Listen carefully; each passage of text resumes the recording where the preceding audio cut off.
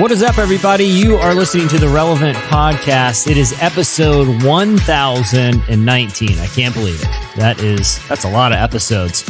My name is Jesse Carey, and because you're hearing my voice and not Cameron Strang's voice, who typically hosts the show, he is in Israel this week. You know, it's a very special episode. I was talking to the team beforehand. It's the Outback episode. No rules, just right this week. So get your nice steak knives ready. Get ready to tear in to some bloomin' onion. The show's already in the ditch. And here with me from Nashville, Tennessee, Derek Miner.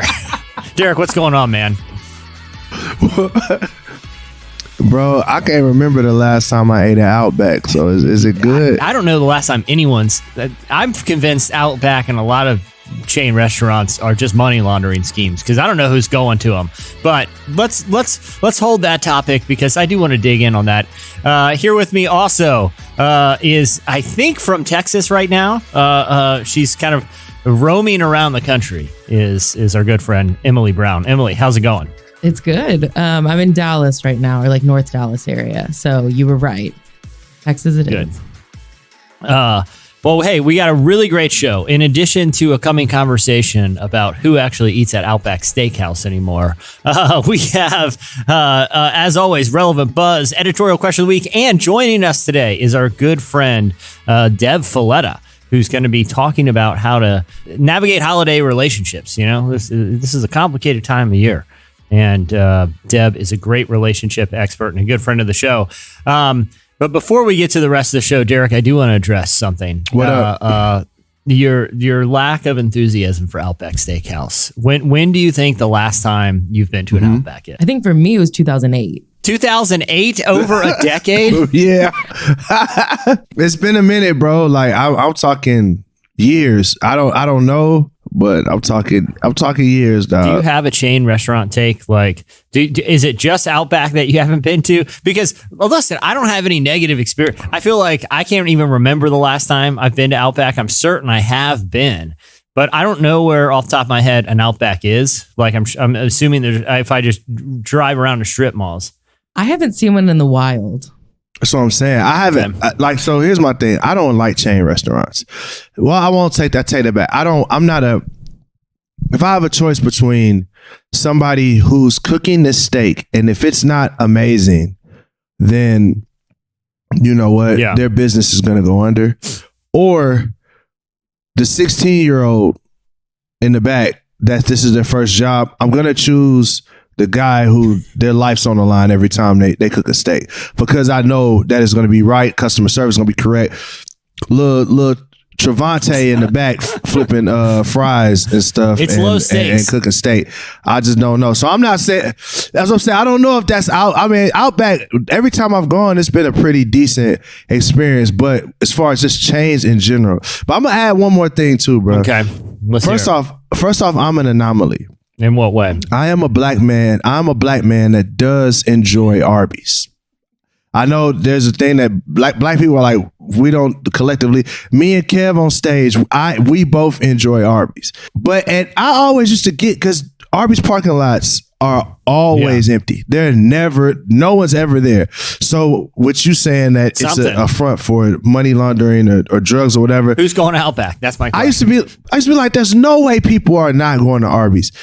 Then I pulled up and I went to go get me. It was late. You know what I'm saying? I'm saying, man, I'm just going to give me a beef and cheddar to see what's going on.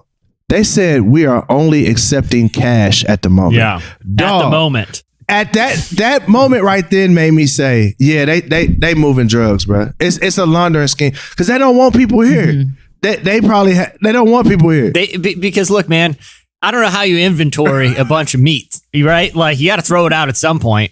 Like, it just seemed like if right. a bunch of roast beef just went unaccounted for, I don't think the IRS is coming to look, right? Mm-hmm. Like, I do feel like if you are trying to wash some cash, what a better way than a fast food place. Now, Derek, I do find it interesting that you like it, because I used to be a big time Arby's guy back when they had, like, this is like when I was in high school, the 99-cent menu, because you could for like $6, you could get a tremendous amount of and a Jamocha shake, curly fries. Oh, it was solid.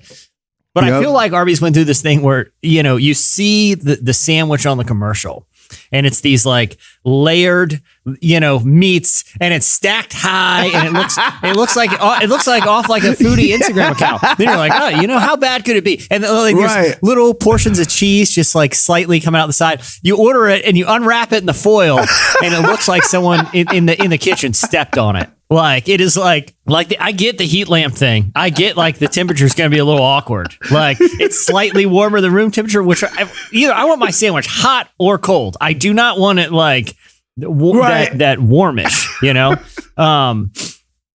the fact that it looks like someone like literally before they handed it to you, put it in their hands and just started clapping as hard as they could, and they were like, "Here's your sandwich." Is that your experience with Arby's? It's like a guilty pleasure. I'm not gonna lie, because you're right. You open it up, especially if you get a beef and cheddar, and they have the French onion roll, but the onions are always like black. It looks like it fell on the floor. So it's like, you know what I'm saying? Like it fell on the floor, somebody stepped on it, it smashed down. But you know what? It tastes good to me. Like it tastes good to me. Like I'm not gonna lie. It looks like a sandwich you could get in the foil and put in your back pocket of your jeans and walk around with all day.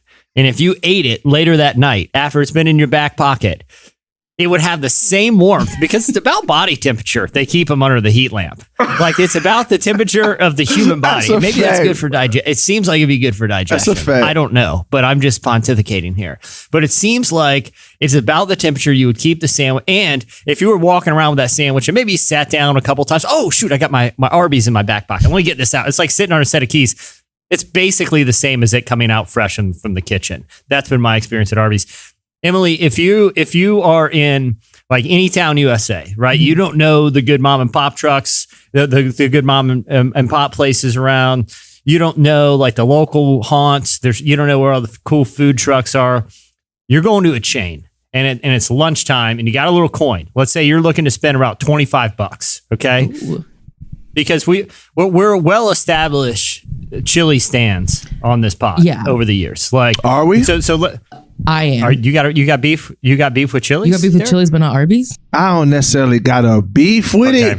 When y'all say stands or fans, I have a different I'm like, I mean, as Jesse was setting up that question, I was getting ready to say Chili's. Yeah, but we got to. So, I feel like this is just my take. There's tiers to the chains. For okay. Sure. Okay. The top, it's obvious. It's Chili's and it's Olive Garden. Okay. The bottom is the Bennigan's. The top. That's the That's tippy the top. Tippy top. That's at the very top of the chain. Yeah. So Longhorn isn't Texas Roadhouse, Longhorn, Texas Road. Slight notch below. Just because I don't know if those are as big. Below? I do like Texas Roadhouse a lot. That cinnamon butter gets me every time. It's because if it's acceptable to throw peanut shells and garbage on the floor, sorry, you're going down a notch. All right. I'm not eating at a barn. Okay. This is a circus. Like it's like I'm eating at a circus tent. Okay. I don't want to have to like wear like not good shoes to go to pay to eat somewhere because people are just disposing of rib bones and. But Longhorn to me feels a little more elevated than Chili's, don't it? I don't think the food. I think you got limited options. Chili's is good because you do have like you can go there and literally everyone can find something. You got a lot. Yeah. This is true. Yeah, those little Southwest egg rolls are crazy. Yeah. I feel like those joints are fire. It's a variety. That's the thing. It's variety, but it's not. It's a fine line because then you got like the Cheesecake Factory. That's what I was gonna say. where they give you a telephone book. They basically give you a telephone book. Like here's the Cheesecake Factory might be at the top for me. Actually, I love a good. You said what? Maybe at the top. Cheesecake Factory. That might be at the top. Emily. I've never said that I had a good palate. There can't be a place that specializes in making Italian food, Asian food, Mexican food, and cheesecake and do it all well. They gonna drop the ball somewhere. There actually can be, and it's called the Cheesecake Factory. No. Hey, I know the secret of the Cheesecake Factory. Okay, why everything seemingly tastes good. A dude back in the day, I was actually living in Orlando. The dude who lived across the street from me in the apartment complex. We got to know each other. And he was a chef at the Cheesecake Factory. And he was like, hey, I'll come, me and my wife will come over. I'll make everybody dinner. I'm like, sweet, man. I'm going to get a Cheesecake Factory meal. So it's kind of peeping because, he was using my kitchen and making the dinner. He had like 5 sticks of butter that he brought over for these, it was more than 1 stick of butter per person. And everything in there, he was just loading up. But I was like, hey, man, that, I'm excited about this meal. It was some kind of pasta thing. I was like, that seems like a lot of butter. He goes, that is the secret to the Cheesecake Factory. It is, we start putting butter in. And once you think you've put too much butter, you add more butter. And that is basically the secret to Cheesecake Factory. So, And that's why it's at the top for me, because I love butter. I have no shame in saying that. So that's why it's got to be at the top. Well, I think we have our editorial question of the week already queued up for us. We want to know this week, what is the best chain restaurant and why? And I want people to stake their claim and really make their case for it. But we'll get to that later in the show. We got a lot to get to, so I don't want to take up too much time talking about why Red Lobster is super overrated as well. You don't eat seafood in landlocked. It's a hard pass. Anyway, we'll get to that later on in the show. Next up, we have Relevant Buzz. When I say that, honestly, I want to give you every little part of me. And if the tide comes back and takes me with it, I hope you know it's not love if you can't let go. And I know why I'm never gonna give you only part of my ever-loving life. And if the stars don't fade over paradise island, it's never gonna die if I do what I try. You're listening to Briston Maroney. The song is Paradise. Today's episode is sponsored by Hope International University. Located in the heart of Southern California, just minutes from Disneyland, Hope is a university where faith meets the future. At Hope, you won't learn what to think about Scripture, but you will learn how to think about Scripture. So, no matter what your major is, you'll be ready to live out your faith authentically as a servant leader. At Hope, students explore their gifting through hands-on educational experiences, curated by a faculty who knows them by name and are committed to their success. HIU Royals are servant leaders, bringing the hope of Jesus to their communities along with the practical skills and knowledge needed to innovate in a fast-paced world. With bachelor's, master's, and doctorate degrees ranging from criminal justice to marriage and family therapy, learn more about Hope International University and schedule your personalized degree consultation at hiu.edu/relevant. That's hiu.edu/relevant. All right, it's time for Relevant Buzz. For a look at what's happening in news and pop culture and Emily's quest to get tickets to the Taylor Swift tour. Emily, what do you have for us this week on Relevant Buzz? I love that you know me so well because I absolutely am talking about Taylor Swift tickets this week. I figured. Taylor Swift fans, specifically me included, are ready to wage war against Ticketmaster because it has been a really tough week for the Swifties.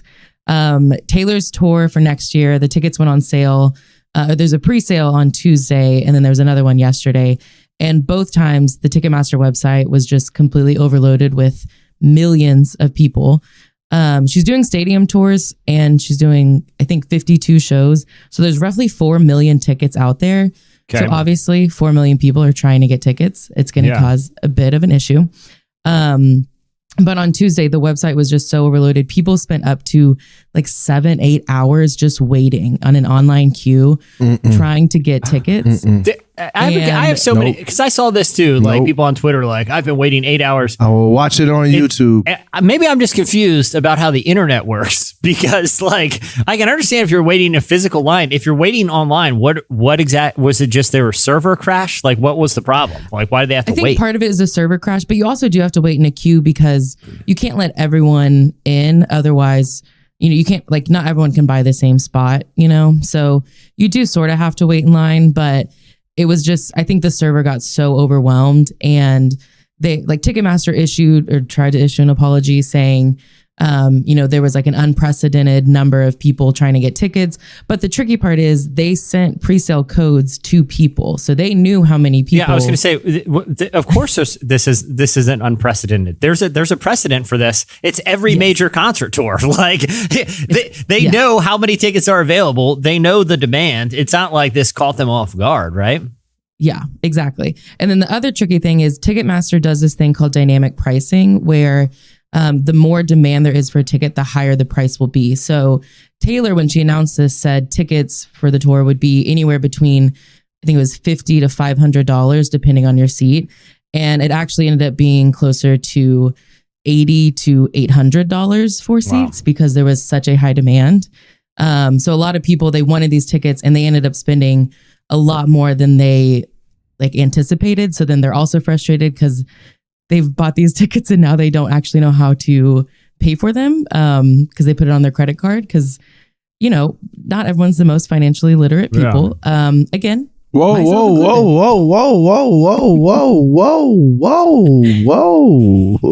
You about to go in debt over the Tay-Tay tickets? We can't go in debt over the Tay-Tay tickets now. We got to think about your bills. You can't live at the arena. You got a mortgage, baby. Some people you know might be moving into the arena depending on how much they paid for these tickets. No, I just saw, I don't know if it's a reseller, but some tickets on sale for $95,000. $95,000. I mean, $95,000. That's a Tesla Model Y, all decked out, performance edition. And that was something that was frustrating too. That's a lot. Some people. That's a mansion in Detroit. Absolutely. Yeah. People that had been able to get it, like scalpers that had gotten tickets, they were already reselling it for thousands of dollars for not even like the front row. You know what I mean? It's like you're not even in the pit section. So it was just honestly a whole mess. And a lot of people are really frustrated. Also, Taylor does have a lot of younger fans. So even the ones that did budget correctly, it was like they couldn't afford to go because they don't have hundreds of dollars to spend on these tickets. So it's just been really messy. But what's interesting is I believe is the Tennessee Attorney General has launched a formal investigation into Ticketmaster to see what went wrong and potentially just basically legally make them do better when it comes to future concerts. So, you believe that? And what law? I mean, I get it too. I guess the consumer protection stuff, but it's like, what law? I have the constitutional right to get ticket the week after her album drops. I want to wait no longer than 2 hours to buy concert tickets for. I guess I want my congressman. It's part of me is like, hey, congressman, we got some other issues going on in the country right now. People who spend an extra $30 on Taylor Swift tickets. I don't know if that's what I want my tax dollars funding your efforts for. But so they're just trying. So this congressperson is just trying to ascertain how they could beef up their, website.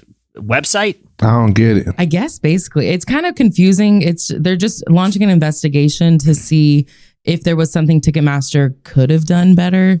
And then if there is, again, I don't know what legal precedent they have to tell this company and what they could even do to make it, because it sounds like a lot of it was a server issue. So it's like, how do you just make someone's server be better? Emily, I hate to be the bearer of bad news, but they not finna do nothing. And I know that. Next Taylor Swift tour, I'm still gonna be spending 6.5 hours waiting for my tickets. I just want exactly. I just want when you go to the polling place to vote, everyone should vote. Do your civic duty. And there's people that are like giving you little flyers and telling you just in case you didn't do your homework and I didn't really look at the school board stuff this year. I'll just take a flyer and see which one. I want that. I want the volunteers of that congressperson to be like the little check boxes, lower taxes, more better state transportation, cheaper Tay-Tay tickets, on the little election flyer. This is all the policies I care about. Yeah, these are the policies I really care about. All right. Well, good luck to everyone out there trying to get your Taylor Swift tickets. Emily, what else you got for us? So Jeff Bezos, the co-founder of Amazon, announced earlier this week that he plans to donate most of his wealth to charity within his lifetime. He has an estimated net worth of $124.1 billion, which is a number that I cannot actually wrap my mind around. But he has said that he plans to give it away to charities, primarily organizations fighting climate change and to individuals who can unify humanity in this very divisive time. This is kind of the first time that he's announced that he's giving away all of his money. He's donated a couple times before, but this is a really big push. The reason that this is also very important is hours after this interview came out, Amazon announced that they would be laying off 10,000 employees over the next few weeks. And it is just, it's an interesting dichotomy that he's giving away all of his money and then 10,000 employees are going to be losing their jobs. And this is part of a huge, there's been a lot of job cuts within the tech industry. We've talked about that on here. Meta, Twitter, just thousands of tech employees losing their jobs. And it is interesting to see where the future of tech is going to go if all these people are not monitoring websites. I think even if you've been on Twitter, you've noticed, sometimes features are slower or things aren't running as smoothly. So we're already starting to see what happens when we don't have these employees in place.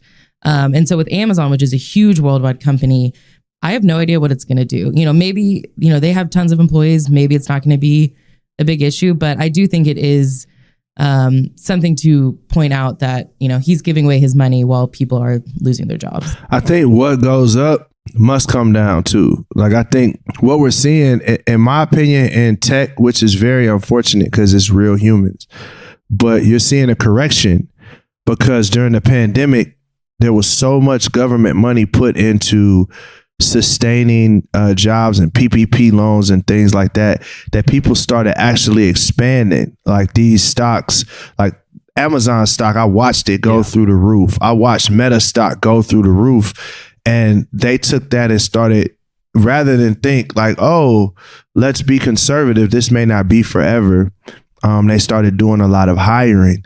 So now a lot of those people that they hired, they're cutting. And it's really, really sad because, I just saw a story that someone, I think it was Meta, it was either Meta or Amazon, but they had moved from India to Canada. Mm-hmm. And by the time they made it to Canada, they didn't have a job. Imagine that. Like, that's rough. You know what I'm saying? So we had some rough times. Yeah, especially publicly traded companies where, decisions are beholden to, people who own stock and want to see quick return. I mean, right. Yeah, to your point, Derek, when you go through periods of, not to do Planet Money here, but not to go all Kai Rizdal on us, but yeah, you can have currency inflation, or you can have like speculative inflation where, I speculate the value of this country, this company or, website or social media service is going to be worth much more than it actually is, or is worth much more than it can possibly generate in revenue. And I'll inflate the value of it, because I'm speculating. But a lot of times, like you said, Derek, sometimes when things go up, it's got to kind of level back out. So, but there has to be a balance. Always. Everything's definitely, we have empathy for, especially people in the tech industry right now that are losing their jobs. But I do think it is admirable of someone like Jeff Bezos, who has, just a crazy amount of wealth to commit to giving it away. It's complicated, but it's better. At least he's willing to make that commitment. For sure. Because, so much wealth is held by, relatively few people. I don't know how many times in human history such a concentrated number of people have, amassed such a huge amount of wealth when so many people have almost nothing globally, but good for him for committing to giving it away. All right, Emily, you got anything else for us?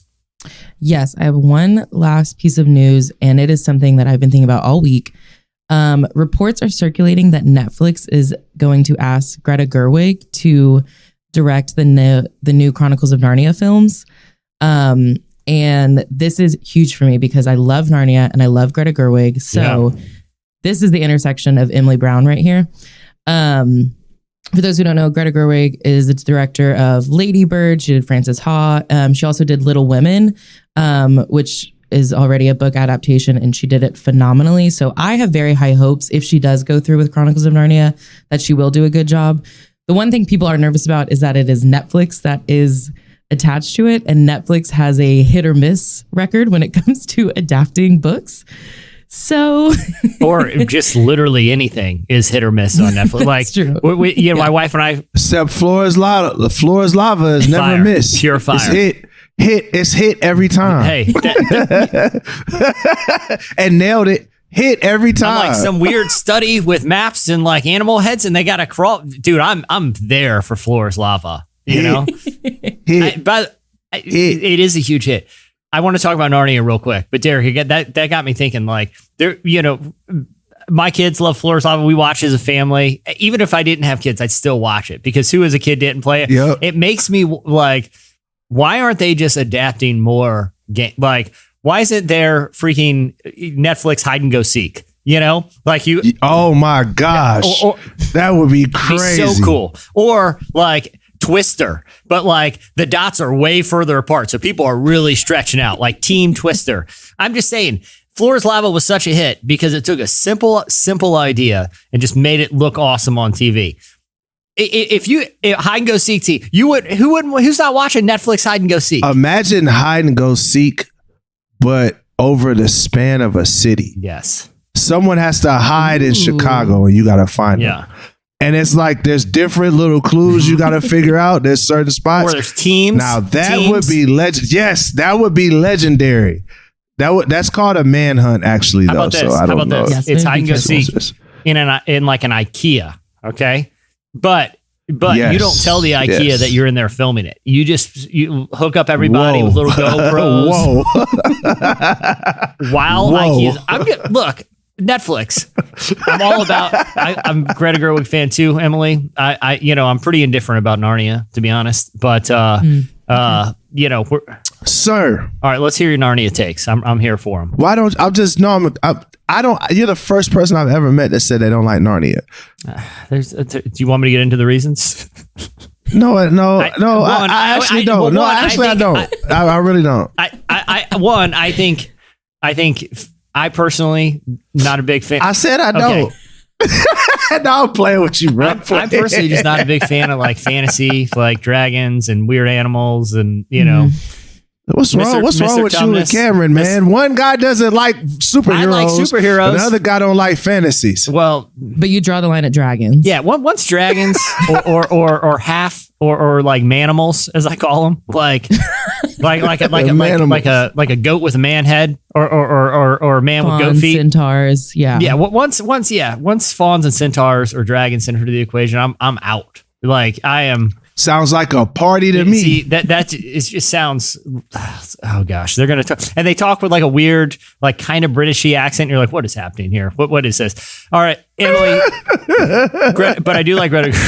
I do like Greta Gerwig. I like Flora's Lava, which is on Netflix. Hold on, one more question before we go on. Why in the fantasy world is there always that fake British accent? That's what I'm saying. Like, why is that the epitome of like fantasy? Like, I need to have fantasy as somebody from Memphis. That's what I'm saying. Tennessee. I want to hear a southern fantasy. Hey man, I'm finna shoot this arrow at you, man. What up, bruh? Wow, like we need one of them. There was a study. I read the story one time about why, because there's a lot of Disney villains. They all tend to have these like British accents. Like when you're like Lion King, right? Like Mufasa doesn't have an accent, but then Scar does. And it was something about like, I think the animators just said like they wanted to somehow like just distinguish that there was like something like that these people were clearly evil, so they made their voice sound different. So sorry to all the British people for all the Americans thinking that you're just the epitome of evil, but I don't know. It is interesting. I think we're still holding a little grudge from the American Revolution. We'll never let it go. Like low key. Yeah. We never let it go. I will say this too. It doesn't matter what like someone with a thick British accent is saying. I'm always like, well, I probably should hear them out. They sound pretty credible. Like You know what I mean? Like it could be one of those weird history shows, or like it could be about like anything from like World War II to aliens or whatever. And they're like cutting to different people and different experts, and or it could be one of those weird Netflix food documentaries that's like where it's like a corn cob that looks like a grenade, and it's like everything you eat, fed up or whatever. Right. You're like, oh man, what is this about? What's going on here? And then as soon as they start throwing stats at you, and they throw one expert comes on. Well, sir, you know that the carbon makeup of the corn kernel is, and as soon as the British expert comes on, you're like, this is serious, and we got to throw out all. I gotta listen to this guy. Yeah, I gotta listen to this guy. I can't even be in the house. Throw it out the window. I'm fed up. Throw it out. It's probably too late. I set the whole cupboard on fire. Probably too late. I'm probably already dead. Okay. According to this documentary, I'm lucky to be alive. All the corn I ate. You know?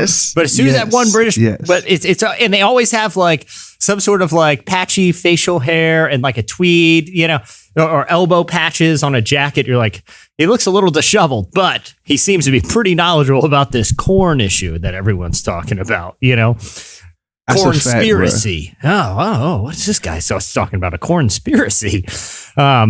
So anyway, sorry for the diversion, Emily. What are your thoughts about having Greta Gerwig adapt the C.S. Lewis? I was going to say masterpiece, but I actually think they're kind of just okay. Oh, that was maybe the most hurtful thing you could have ever said to me.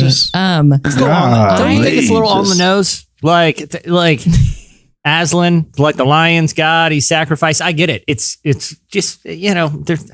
You'll never get me to turn on Narnia. Man. Like I wrote, like in grad school, I wrote about Narnia for a class project. Like I got to pick the topic and I picked Narnia. Yeah. So I will always be on Narnia's side.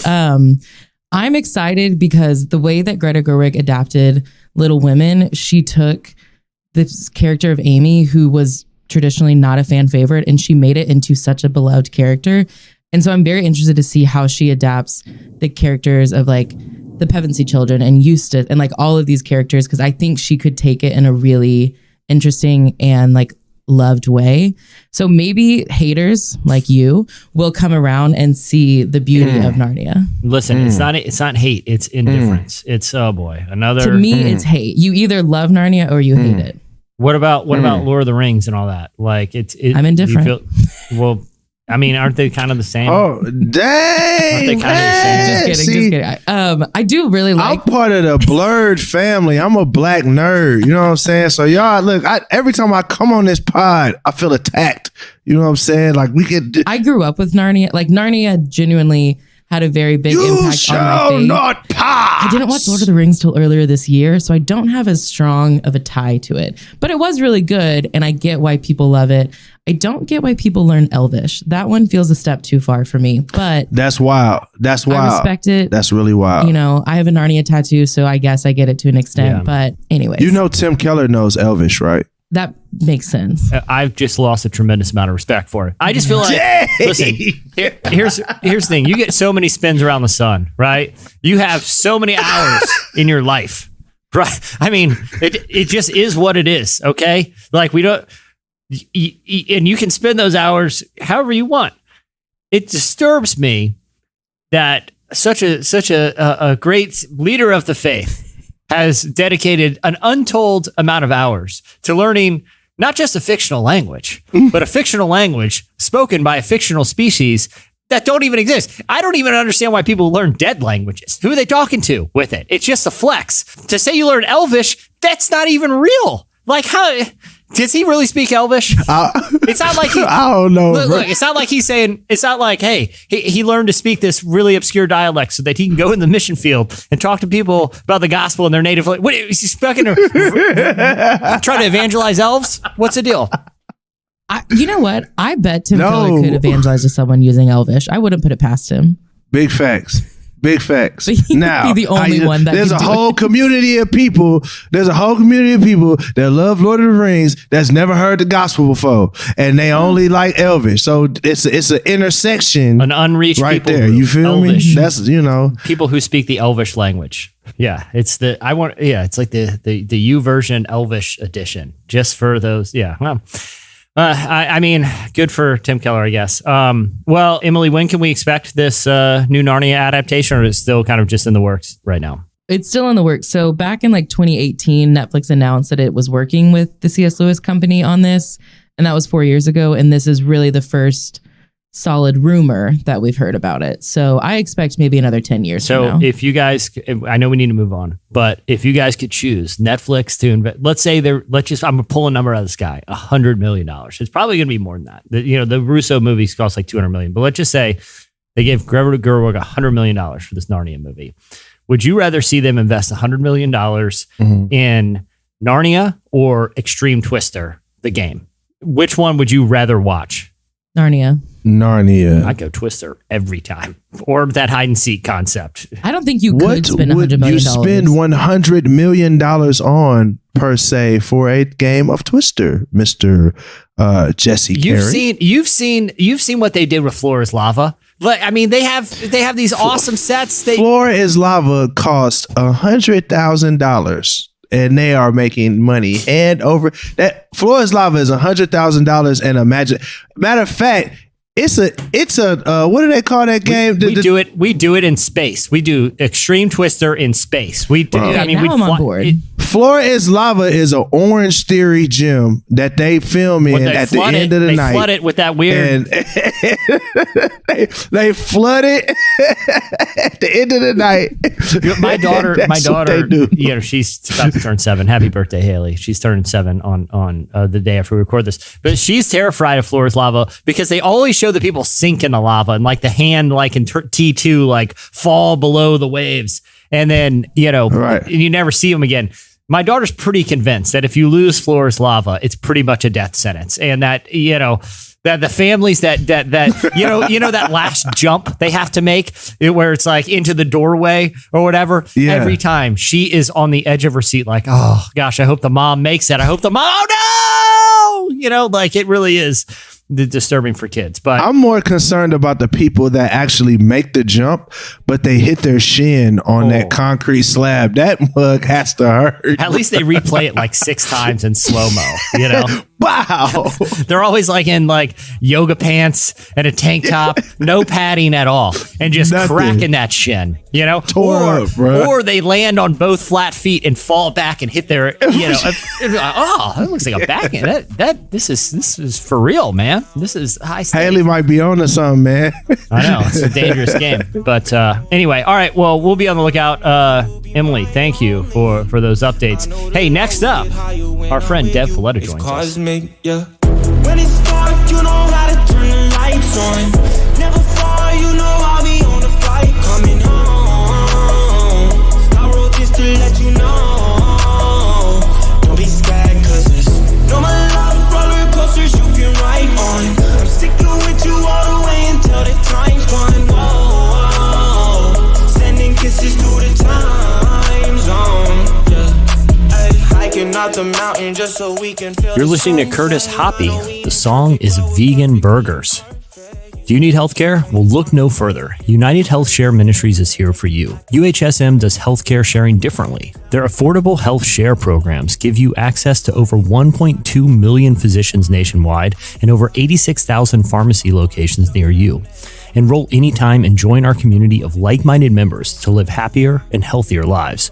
Their healthcare sharing programs are affordable, reliable, and community-oriented to help you when you need it. Call 888-774-UHSM today to learn more about UHSM and healthcare that you can have faith in. Disclaimer, UHSM is not a medical insurance company, nor is the membership offered through an insurance company. Call 888-774-UHSM today to learn more about how UHSM can help your healthcare needs. Use code FAITH99 and save $99 today. Visit UHSM.com for more information. All right, our guest today is Deb Fileta. She's a licensed counselor and a trusted friend of the show. Deb goes way back with the podcast, the magazine, and relevantmagazine.com. She recently sat down with our own Emily Brown to talk about navigating relationships with family and loved ones during the holiday season and how to deal with the loneliness of the holidays, too. Here is our conversation with Deb Fileta.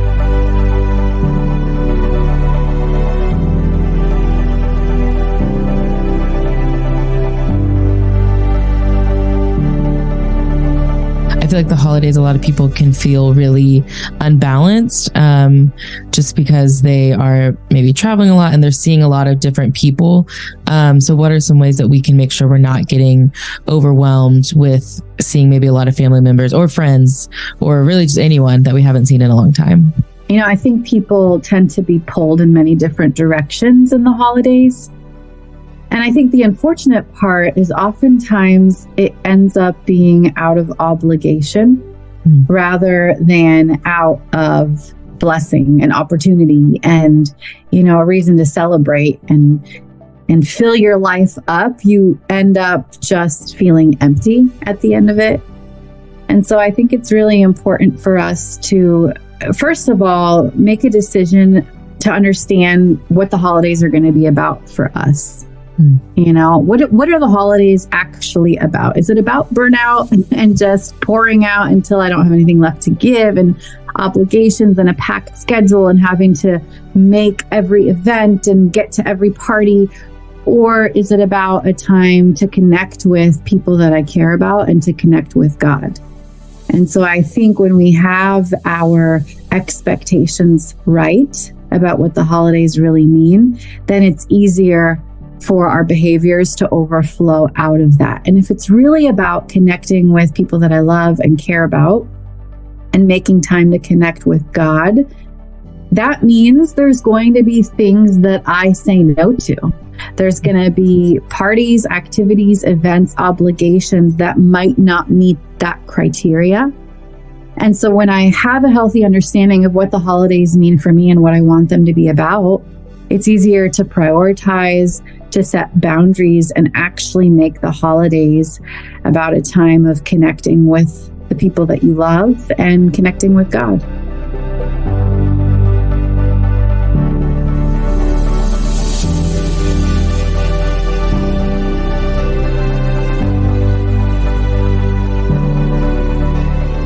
I think something that I feel especially like married couples struggle with a lot is navigating the holidays when, you know, there's sort of two families going on there. So yeah, how do you approach that conversation with your family and like make sure that's a good question. You know, you don't want to hurt anyone's feelings, but that's a really good question.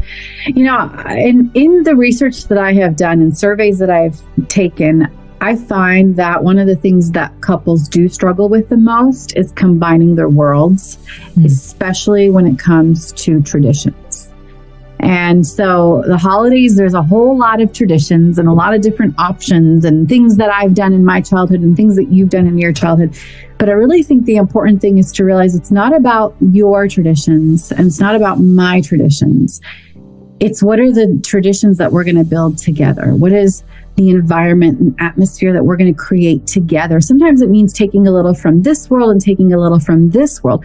But ultimately, if we're just trying to repeat our own childhood narratives and traditions, there is going to be conflict. So we have to see it as, okay, we get to create our own experience as a couple. And sometimes that means setting aside the holiday for you and your family, your husband, your wife, your kids. And sometimes that means adjusting things. So, for example, in our family, we have what we call early Christmas, and it comes before Christmas Day so that we can set boundaries around Christmas Day and it just be about my husband, myself, and our kids. And so sometimes you have to flex a little in order to take the best from both worlds, but then learn that it's really about creating your own thing, not just simply carrying over all the things that you've grown up with.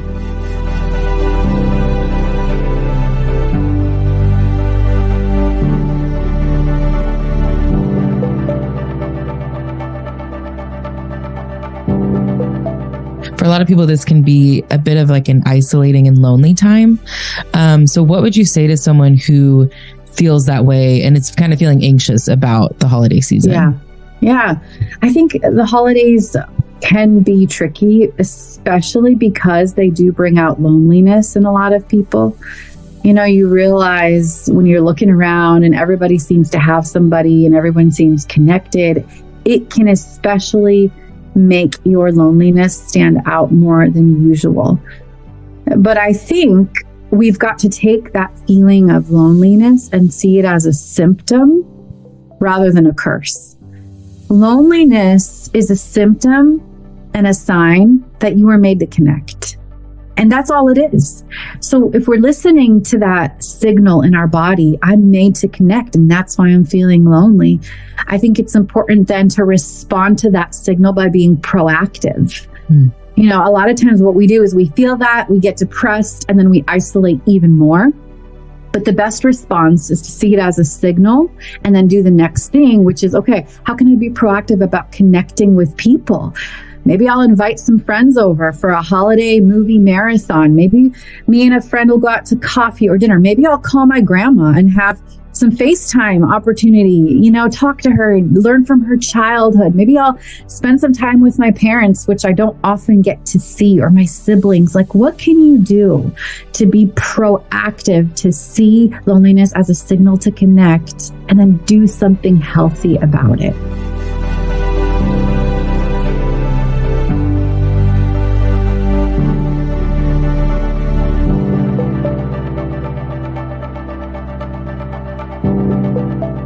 Sort of similar to that, you know, what can someone else do to maybe reach out or support someone who might be feeling that way? Yeah, I love that.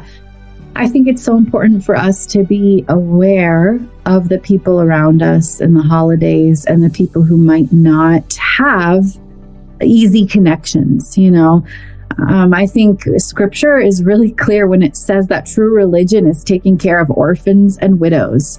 You know, when you think about what do orphans and widows have in common, they're usually the people that are lacking in connection of some sort, right? The natural connections of marriage or family. And so I think it's important for us to look around, whether it's somebody who's a literal orphan or widow, or whether it's somebody who's sick and struggling, somebody who's depressed, somebody who's lonely, and to see what does it look like to help fill that need for connection? What does it look like for us to step out of our comfort and our celebration and help other people, connect with other people, make them feel special during the holidays? I mean, ultimately, when we think about Thanksgiving and Christmas, it's really all about gratitude and giving. I mean, it's like the ultimate example of Jesus giving all that he had for us. And I think sometimes we make the holidays about us more than we do make it about other people. So it's a great perspective to go into the holidays looking at what we have to offer rather than what we want to receive.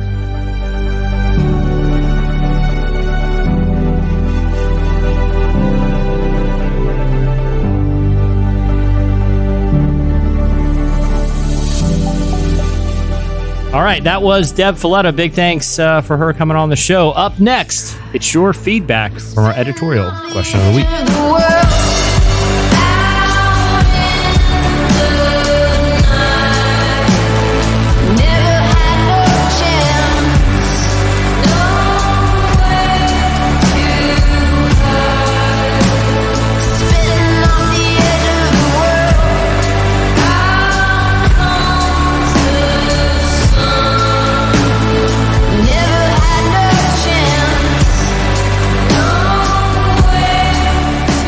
You're listening to Yeah Yeah Yeahs and Perfume Genius. The song is Spitting of the Edge of the World.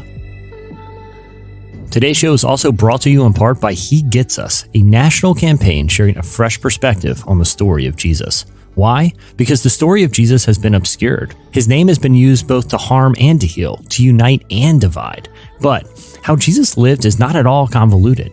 He loved radically, he suffered deeply, he always put others first. And He Gets Us is telling that story to anyone who'll listen. You know that story and you know how powerful it is. You also know it can be hard to tell it in a way that gets people's attention. This campaign has developed a format to do just that, to share the story of Jesus on national television and on individual phone screens. And it's working. The campaign has over 315 million views on YouTube alone, not to mention those on Facebook, Instagram, and broadcast news. And this is only the start. Visit HeGetsUsPartners.com to learn more. All right, guys. Last week, we asked listeners a very important question. What foods should we add or replace in this Thanksgiving meal? A lot of replies. I want to start off with this one from Gould?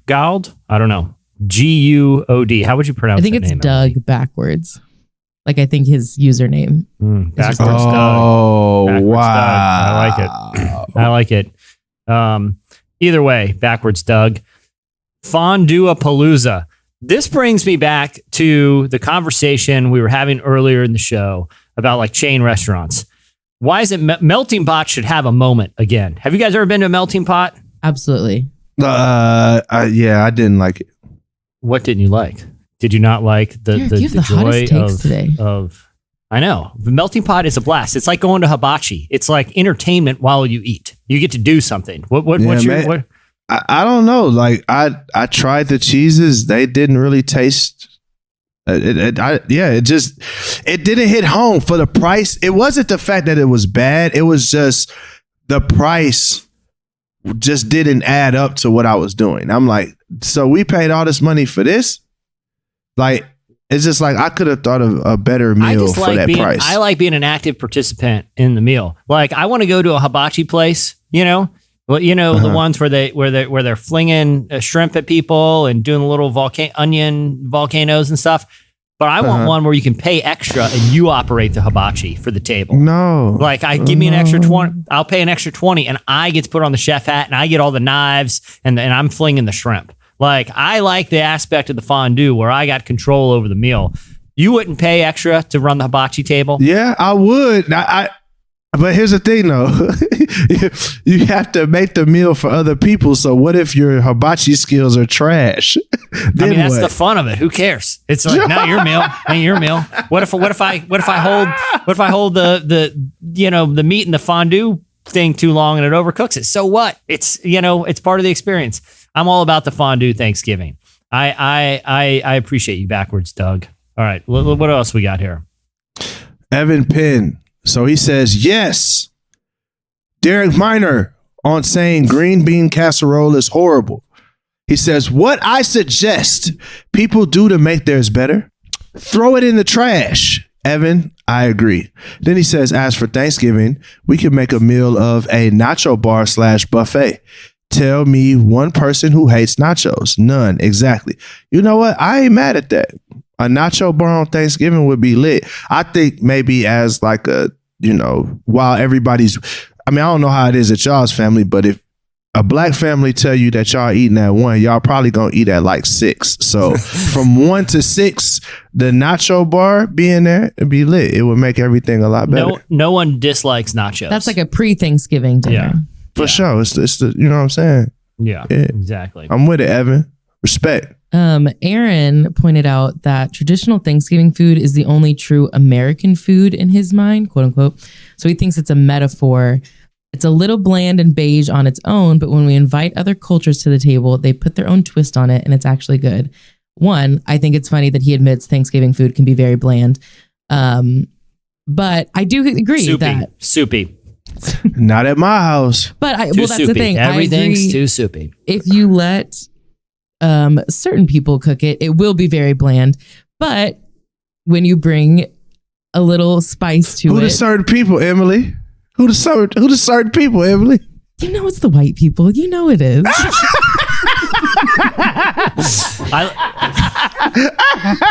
You knew Derek was going to make you say it. Speak your truth. Speak your truth, Emily. Hey, the truth shall set you free. If you was in Nashville right now, Emily, you could come to my crib. You know what I'm saying? Thanksgiving, you welcome to come to my crib, Emily. We gonna save you. We gonna save you. Jesse, we gonna save you. Emily's eating a lot of dry turkeys and mashed potatoes. Yeah. And bland mashed potatoes at her white family's. I have gone gatherings. and gotten like spices from the spice cabinet and put it on myself because it's just like this just isn't enough. Like, and like, I hope my family's not listening to this because I do love them. They try their best, but like they'll put like one time someone, I won't say who because I do know Let it out. Let it out. Come on, let it all out. You gotta get this off your chest. They made something. They were like, it might be a little spicy. And I took a bite, very bland. And I was like, why did you think this was spicy? And they were like, I used a lot more black pepper than usual. And I said, black pepper? That's what you thought was spicy? And I Come like on, had let this it like out. mental crisis Come where I was like, I gotta be honest. Y'all gotta. It's confession time. Come on, Listen, Jesse. I think Your turn next. I think I'm part of the. I think I'm part of the Jason, problem. cue the organ up, Jason. Listen, I think I'm part of the problem. I'm not gonna lie. The other day we're cleaning out the pantry. You know, not a fun task, but you got to do it every once in a while. And we had that spice rack. You know, the rotating spice rack. Okay, it's in the pantry at this point. It's not even out anymore. We got that. I've been married for like 16, 17 years. We got that spice rack, that rotating spice rack for like a wedding gift. You guys know the ones I'm talking about, right? A little cylinder. There was only one spice that was empty. And it was the crushed red peppers for pizza. Every other spice, most of them had never even been opened. Most of them, the lid hadn't even been cracked. They'd have been sitting. I have a plethora of spices, and the only one that was halfway used for 15 years or 17 years of marriage was crushed red peppers for the pizza. He getting free. Hallelujah. He getting free. That's what I'm doing. Should have bought a Honda. Come on. He getting free. That's what I'm doing right now. Feels good. It feels good. Don't it feel what the Bible say? Confession is good for your soul. That's what it say. Come on. I mean, there's all kinds of cool spices in there. I don't even know what they are. Yeah, I don't even know what they are. It's a like in my household, you put a little brown mustard on something. That's enough zip right there. Let it what out. Are we doing? Come Here? on. What are we doing here? Putting the brown spicy mustard on? Okay. Come on. The truth gonna set you free, bro. I'm so happy y'all got liberated. How you feel? You feel okay? Y'all feel good? here's the thing. I've always admitted it. Like, I'm not a great cook, but I have to have flavor and spice on it. And I don't know how I got that way because a lot of my family is not that way. So I think I just broke the mold somehow. And my children, they will know what spices are and they will know how to use them. Come on. But it Come on. Thanksgiving. That's called breaking generational curses. That's what God is doing right now. He breaking generational curses. It's on you. It's on you right now. The spirit is on you. Come on. Feel it. The sins of the father will not be passed to this. Come on. We breaking generational curses on the Relevant Podcast today. Everybody at home, I just want you to look to your neighbor and say, we will put spice on our Thanksgiving food. Come on. Turn, look to your neighbor. Spices. Don't put random smack them high five. Right. You got to be intentional about it. Exactly. Turn to your neighbor and say, we will not put raisins on any savory dish. Turn to your neighbor and say that. Raisins Come on. will not enter my household. Come on now. Come on, set yourself free. Set yourself free. We're about to get real, people. I need every head down, every head bowed, every eyes closed. We're gonna be passing around some foods, and I need you to eat them right now. I need you to taste and see that the Lord is good. see that the Lord is good. Taste and see. Come on. Come on now. There ain't no black pepper in the house today, okay? Ladies and gentlemen, there ain't no black pepper. Let's get it. All right. Well, hey, that'll do it for your feedback. There's a lot more where that came from. Follow us at Relevant Podcast, and you can see the rest or contribute answers. Now it is time for this week's editorial question of the week. Hey. I was thinking the food chain thing, but that's 2 food in a row. How about we do this, guys? How about we say Netflix will greenlight $100 million for any project. It could be a game show. It could be a reality series. It could be a book adaptation. If you could see Netflix give $100 million to any project, it could be, like I said, a show. It could be a reality competition. It could be a book adaptation. It could be a comic book thing.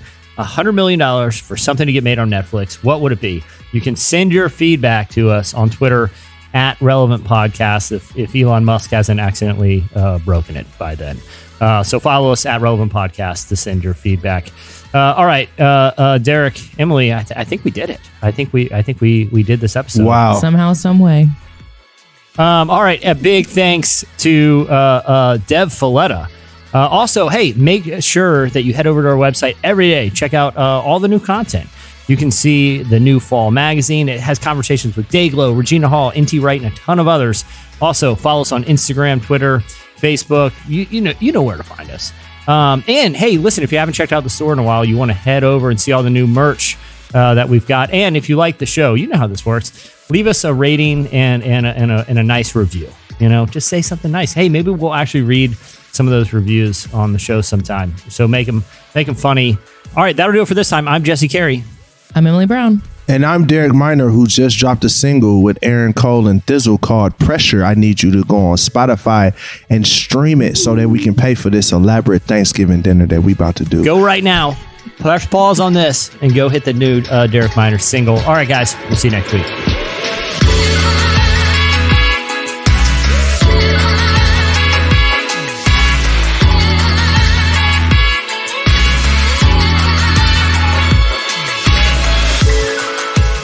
For listening to the Relevant Podcast. Check out our features, interviews, and news updates every day at relevantmagazine.com. And make sure to follow Relevant on Facebook, Twitter, and Instagram for the latest. For more great podcasts, browse the shows on the Relevant Podcast Network, which you can find at our site. And while you're there, don't miss the all-new era of Relevant Magazine. A new issue releases every other month at relevantmagazine.com.